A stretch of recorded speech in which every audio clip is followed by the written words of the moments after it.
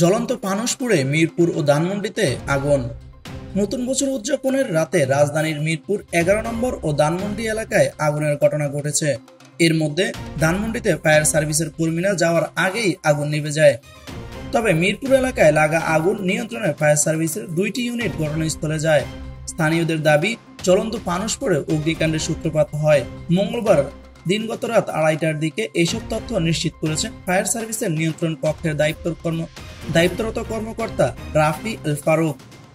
তিনি জানান, রাত 12টা 37 মিনিটে মিরপুর 11 নম্বর এলাকায় এক ডাস্টবিনের ময়লায় আগুন লাগার খবর আসে।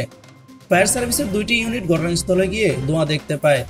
পানি ঢেলে ধোঁয়া বন্ধ করা হয়। জ্বলন্ত ফানুস থেকে আগুনের ঘটনা ঘটে বলে স্থানীয়রা জানিয়েছিলেন।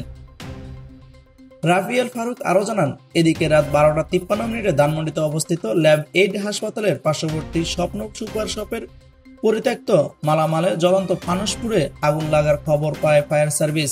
অবশ্য ফায়ার সার্ভিসের ইউনিট যাওয়ার আগেই স্থানীয়রা আগুন নিভিয়ে ফেলেন। এখানে জ্বলন্ত ফানুস পড়ে আগুন লেগেছে বলে জানান স্থানীয়রা। নতুন বছরকে বরণে 31st নাইট উদযাপন করেছেন রাজধানীবাসী। আইনশৃঙ্খলা বাহিনীর বিধিনিষেধ থাকলেও অনেককে আতশবাজি, পটকা ফাটিয়ে এই উদযাপন করতে দেখা গেছে।